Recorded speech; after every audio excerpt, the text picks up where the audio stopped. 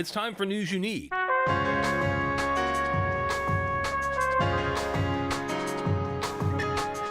News You Need is a look at current events and how they affect the college community and beyond. And now here's the host of News You Need, Dr. Ed Simpson. Hello, everyone, and welcome back to another exciting edition of News You Need. This is the show where we talk with the best human beings in the whole world, which is our USM students, and we talk about what's in the news. What are our students chatting about? What should they be chatting about? And of course, what are the issues facing our society? And of course, the best way to know that is what's in the news. That's why we're here. That's why we talk about it. So if you would, guys, so this semester has been a little bit different for those of you who follow News You Need. We've had a regular panel of students, mainly because we want to talk about the election most. So we thought it would be interesting to have folks who are kind of following along with the election and what's going on there. And so far, it's worked out really great. So appreciate all your effort and time, guys. So introduce yourselves, and let's talk a little bit about your student groups today. So what you're involved in and what's coming up for them. So go ahead. I'm Liam Cronin. I've been on this show for the past couple of weeks. I've really enjoyed it. For those who have listened, kind of know who I am. I'm from Clinton, and I'll save you the rundown. But for student groups, I form part of the speech and debate team. I'm also a member of the Lucky Day Scholarship Program and the Honors College. Yeah, so I want to come back to some of those things here in a minute. Yes, I'm Alexis Smith. I'm from Grenada, Mississippi. I'm a junior biological sciences major. Also, I'm a part of Delta Sigma Theta Sorority Incorporated, and then I have a few other on campus. I'm in SMAC, Southern Miss Traditions team, basically all of it. You know, and it strikes me how busy all of our students are with these clubs and these groups and all that. It's which is great, right? That's all part of the college life and getting along and knowing building that career ladder. So that's all really good. So talk to me now. Is the debate team on the road this weekend? They Yes. are. Are you going? So I actually cannot go this weekend. Yeah, it's kind of sad. I won't make it this weekend, but I'll be at the next two tournaments. But this weekend they're on the road, and so I think this weekend they're headed to Alabama. So they're in Alabama, so I'm hoping everything goes well. I'm really excited to hear how it goes. So, now, what events do you take part in debate? So I do the team debate for IPDA, and then I also do individual debate. I'm looking to get into more of the individual events as well, like some persuasive speaking, some speeches. There's a category called after dinner talking, and I'm actually That's really interesting. It's really cool. I was doing some, I guess you could call it film study, and I was watching some of the ones from nationals from last year, and it's literally like comedy, but you're talking about a serious topic. So the one that I watched was about body shaming, but the guy that did it, he did an amazing job. He was very funny, and it was like comedy, but at the same time very deep. So it's kind of a cool way to go about like such a serious topic. So I'm looking to get into that as well. Yeah, I've actually fallen in love with debate. It's not what you think. It's not Lincoln and Douglas standing there wailing at each other for 5 hours. Although I don't think that's even part of it anymore. But there's all like dozens of different kinds of events, like the after dinner speech. There's the persuasive. There's a lot of acting is involved. A lot of presentation. So it's really super interesting. And a little bit of work, but a lot of fun, too. Yeah, so I love that. So tell us, what are our Divine Nine up to? What's happening? What's going on? Well, with Divine Nine, we recently just had our homecoming step show. It was a great time. We had a lot of people come out. Specifically in my organization, we just had an event called Where's the Money? And in that, we had people from Cadence Bank come over, and they talked about credit and how to build your credit, ways to make sure that you keep it, get you a good score. And then we also had, because we have a social action aspect in every one of our events, we had one of our sorors, she came in and talked to everybody about how to do your absentee vote and all of that. I mean, it's too late to register now, but how to get everything going for that. You know, I love that. Well, first of all, the voting efforts you guys are making this semester is amazing. That's great. But I also love this idea of having some programming involving financial matters. So what was your impression? Did you learn something? Yes, I did learn something. I did not know that before you started building credit, your score was just like non-existent, basically. You did Like not I have thought a that you score. like kind of started at a number, but it's literally just flat. Like you have nothing. I wish it was like that. I wish you started at like 800 and then it just And like then they took away. Yeah. No, that's what we touched on last week. Is a lot of that stuff isn't talked about. So on the show we talked about that. We talked about student debt, different types of loans and everything. But like financial talk, that should totally be normalized. Like it needs to be more on a general level. I'm a huge fan of that. I mean, and I really actually one of these. Once we get past the election, I want to do a whole show on financial stuff. Now it's really interesting when our students go out and get their first jobs. One of the things, the most common things that they call back and ask about is the benefits on their first job. Like, what's a 401k? Why do they want 3% of my pay? No, okay, you want to do that. So if I say 401k, do you guys know what that is? I've heard of it. Yes, I actually have a 401k. Do you have a 401k? I do invest in a 401k. Okay. So 401k is the investment retirement account, right? So the way I have a retirement account. It's just not You do? 401k. Yes, I set one up when I was 16 and when I got my first job. Well, there you go. That's excellent, right? So when you get your first gig, most employers now no longer have pensions, which is interesting. That's in the news, by the way, over at the Boeing strike, where the Boeing workers have said, we want you to reinstate the pension that they did away with 10 years ago. Really interesting. So most employers no longer have a pension. They have what they call a 401k. And they say, okay, we'll put 3% of your salary into this investment account, and you can match up to we'll match up to 3% of your whatever you put in, right? So if you put in 3%, they'll put in 3%. You put in 4%, they'll put in 3%. You put in 1%, they'll put in 1%. So one of the most common questions I get is, well, should I do this? And the answer is, of course, you have to. You must do that. I mean, you don't have to because it's an option, but it really hurts you long term if you don't. Right. So this whole financial stuff is really interesting. What are our students talking about? What's news? What's big? What's going on? What's the chatter out there? I mean, when we were coming in, he was talking about obviously the election, but also the Menendez brothers. Yeah. That's coming up. A lot of students weirdly. Students love that. Yeah. True crime. Why is Literally, that? true crime is huge. True crime is so big, among students. But why the Menendez? I mean, that case is 35 years old. Why do we care about that? Honestly, this is going to sound so crazy, but like around 2020 when everybody was really bored, they became very popular on TikTok because of their attraction. Like they're not ugly people, they just happen to kill some people, you know. So a lot of little teenage girls were like, "Oh, why are they kind of cute?" basically. And so their case became more popular and more people started talking about it and looking into it. Yeah, I don't know. Wow. I wasn't one of those. I would also pin it to that. And then recently, the Netflix show. Yeah, the Netflix show. Well, the Netflix show, I mean, that's like something that's taken off. And a big part of the Netflix show is that the actors that they casted for them are attractive people. So everyone's kind of like going crazy for it. Makes my, It is very interesting. But just I think it was today, it might have been yesterday, the DA, he actually suggested a resentencing. And so the wheels are turning on. That's very interesting. I find it fascinating that this 30-year-old case has been pushed forward by our young people as a TikTok movement. There's no question about that. The prosecutor is running for re-election, and that's one of the reasons why everybody thinks that this has now come up, because there really is nothing new. There's a few new things, but not really. Okay, we're going to take a break, and we will come up, I think, with some other headlines on the other side. Hey, America, we need to have a little talk. We've got a lot of food in this country, so how are 17 million kids in America struggling with hunger? That's why the Feeding America nationwide network of food banks gathers surplus food and gets it to hungry kids who need it. Support Feeding America and your local food bank at feedingamerica.org. To help solve hunger in Mississippi, contact Mississippi Food Network or visit feedingamerica.org. Brought to you by Feeding America and the Ad Council. To the big-hearted, the bold, the teachers, the growers, the builders, the change makers, we need you. We are the Peace Corps. In more than 60 countries, we go the distance to make a difference.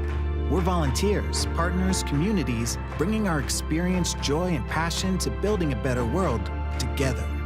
Are you looking for more? Then we are looking for you. Join us at peacecorps.gov. Okay, and we are back, and as usual, the chatter continued through the break about the Menendez brothers. So you have watched the Netflix. Yes. What do you think? I think that it was interesting. I don't think that it was accurate. I will say that I wouldn't suggest it to my little brother to watch with me. But overall, I think if I'm not looking at it for accuracy and just pure entertainment, I think it was a good. Interesting. But you have not? Yeah, I've heard the same thing. I've heard that it's super interesting. I have steered away from it. As I mentioned during the break, it is pretty vulgar. There's a lot of very, very intense scenes. So I haven't watched it for that reason. I'm familiar with the case, but like we talked about during the break, it's pretty exaggerated, and it's really more just for entertainment. But overall, I've heard it's pretty good. I watched it. My wife and I watched it. Of course, I was around when the original case came up, when it was huge in the actual news. Yeah, I don't know. I don't know how inaccurate or accurate it is. The themes are accurate, as in sexual abuse as a child, and that led to the shooting of their parents. As far as that goes, I don't know how accurate it is. But it was entertaining. Don't know. I just find it fascinating our young people are picking up this case. And why this one is interesting, the fact that they're two good-looking white guys, I guess. Is that? I'm not, I'm pretty much. There's a lot of good-looking guys out there. I'm just baffled. I was too. I'll never understand stuff like that. I was looking at those girls crazy. Yeah, romanticizing something like that. That happened not too long ago with the guy. I can't actually remember his name, but he was super. He had tons of tattoos. He was actually sentenced to death. I can't remember his name. He just received the death penalty not so long ago. I feel like I know who you're talking about. Yes, he's super popular, but everyone was romanticizing it, and I was like, wow, like the things that he did to the two women that he killed, they were middle-aged women around their 30s. It was brutal, but everyone romanticized it because he was a good-looking, tatted-up guy, and I was like, all right, we're going in the wrong direction, guys. Well, there's a lot of discussion about the desensitizing of violence in our culture. It's everywhere, literally everywhere, all different kinds of violence. And so you just get used to it, and you go, okay, what's that? That's not a big deal. And so you tend to privilege looks, perhaps, or wealth, perhaps, and really interesting. So what else is our students talking about? So Menendez is big. Yeah. The election, which we'll get into here in a minute, it's big. Is there any other thing going on with our students? I'm trying to think.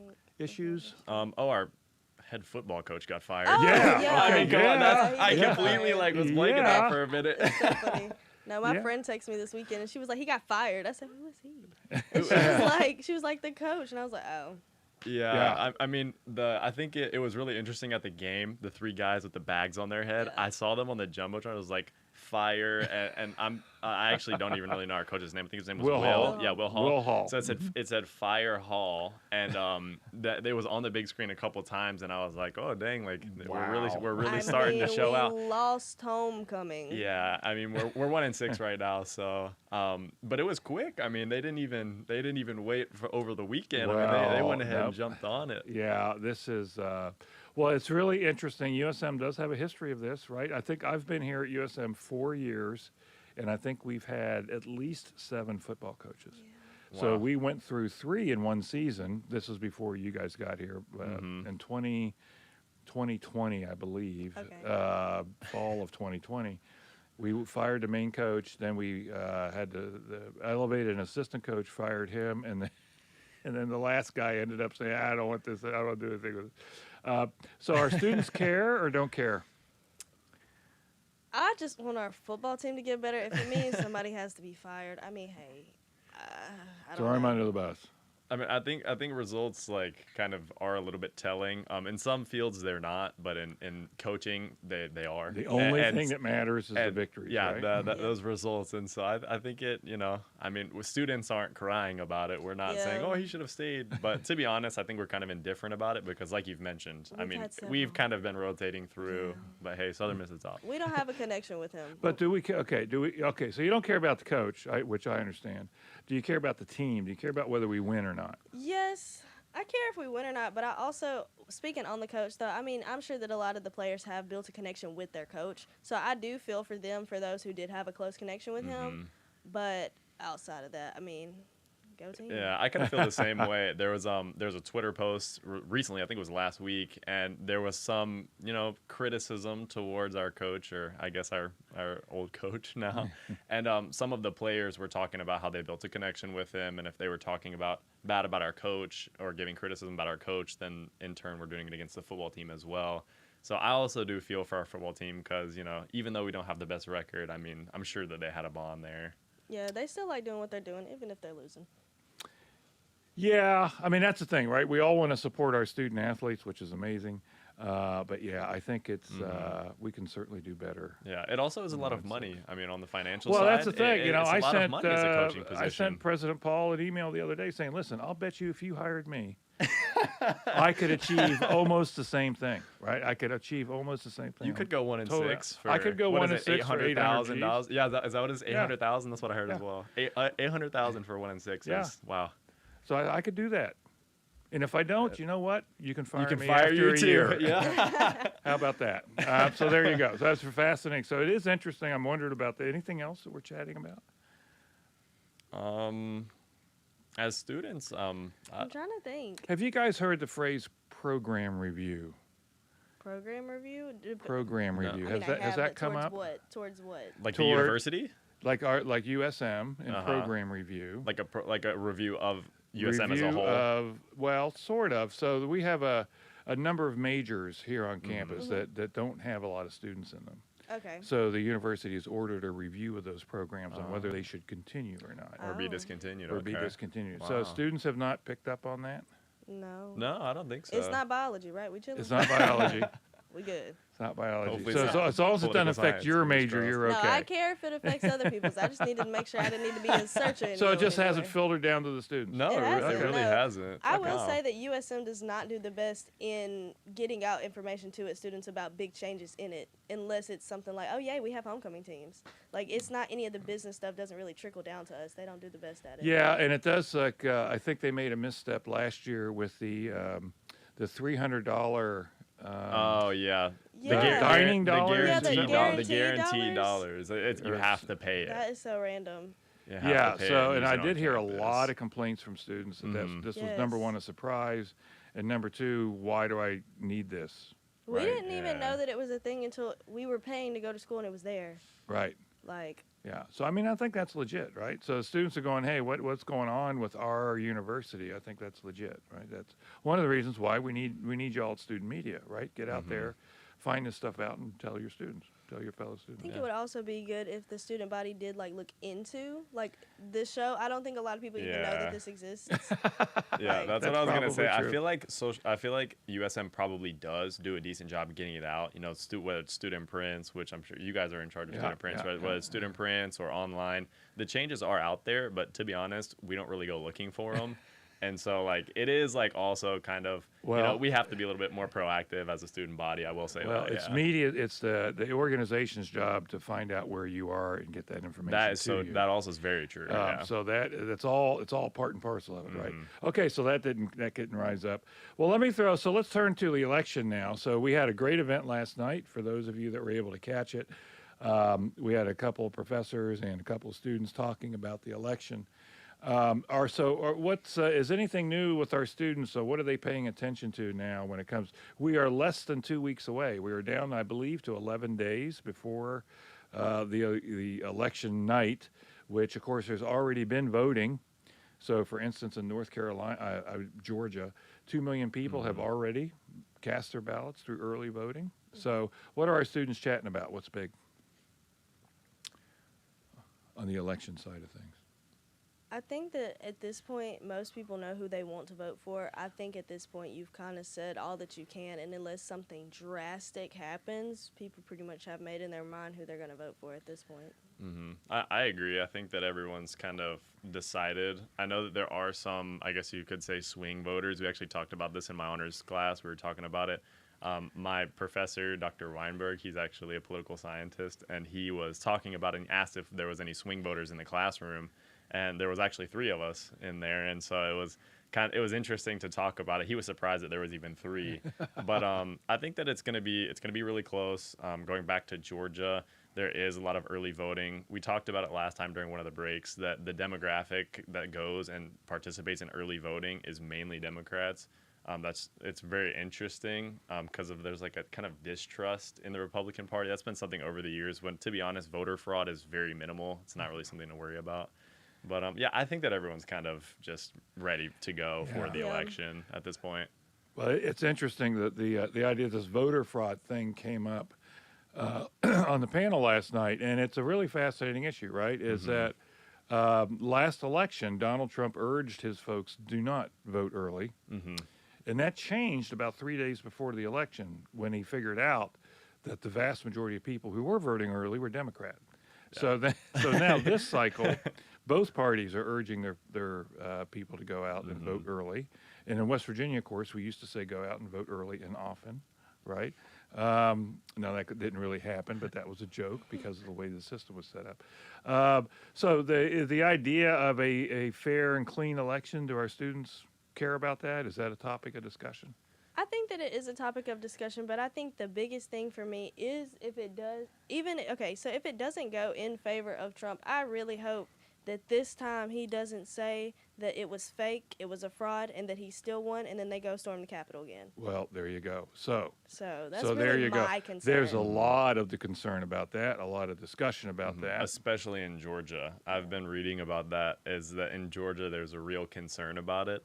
And I actually just wrote a paper about voter fraud and how it really doesn't affect the election at all. Voter fraud, literally in our last election, there was maybe 400, 500 votes that were deemed voter fraud across the country. Yeah. So it really didn't make that much of an impact.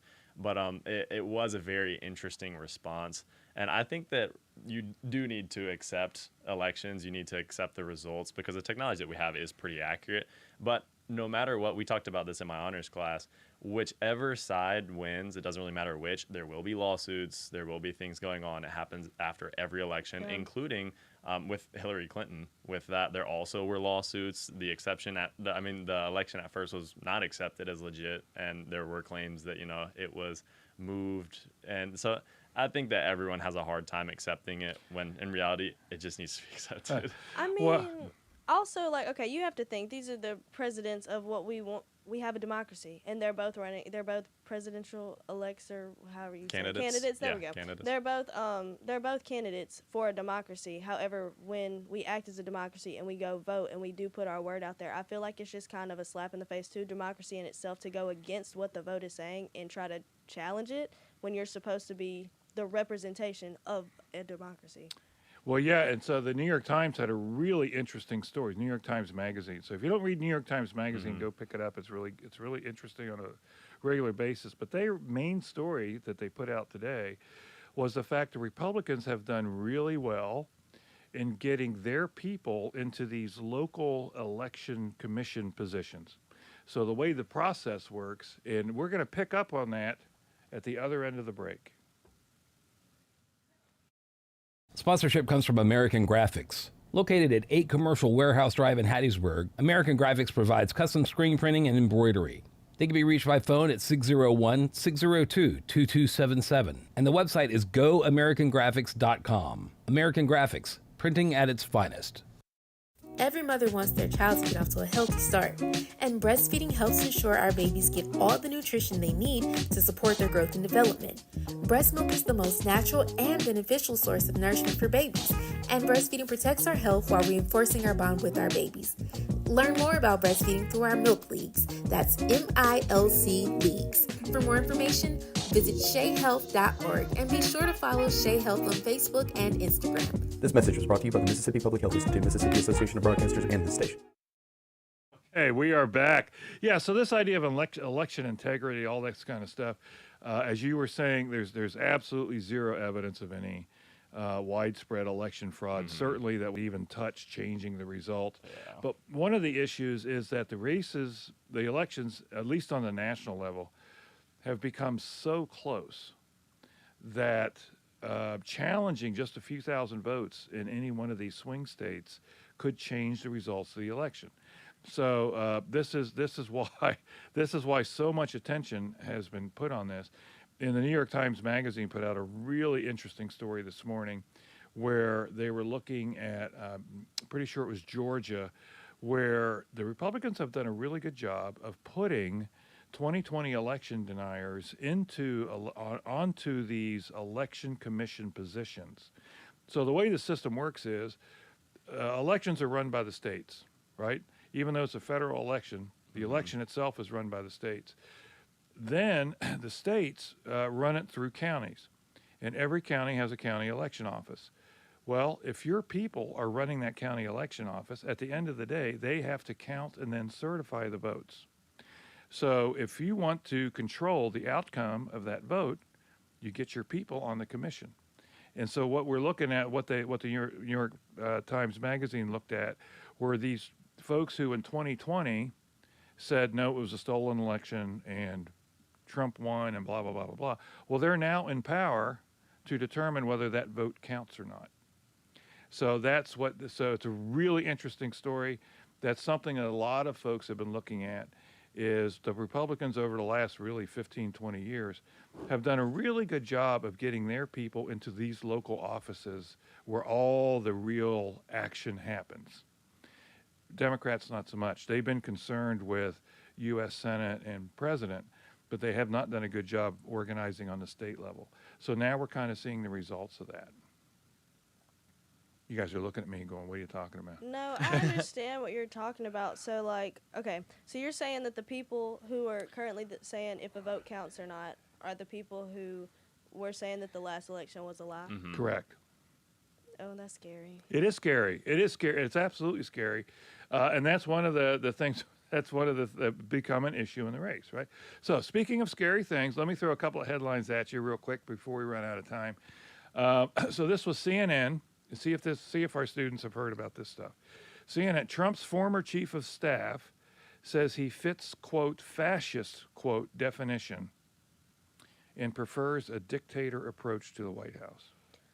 Did that come up on anybody's? Yes, I heard about that, and it wasn't just him though. Like a lot of people on Trump's staff, or a lot of people who like were formerly supporting him, have started to back away from that and say no.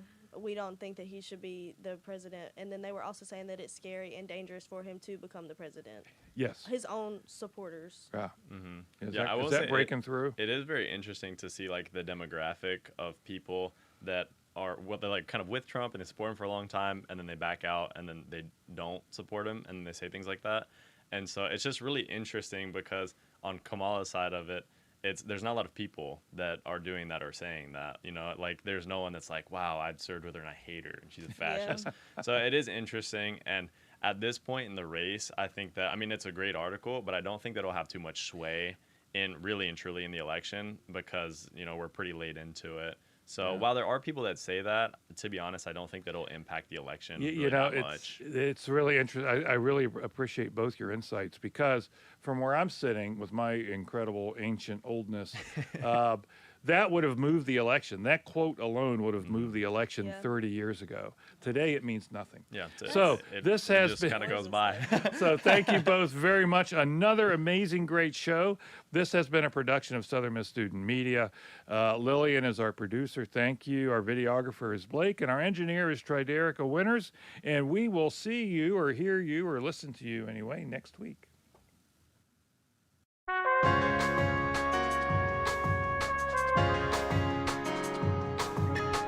This has been News You Need with Dr. Ed Simpson. News You Need airs Friday afternoon at 12:30 on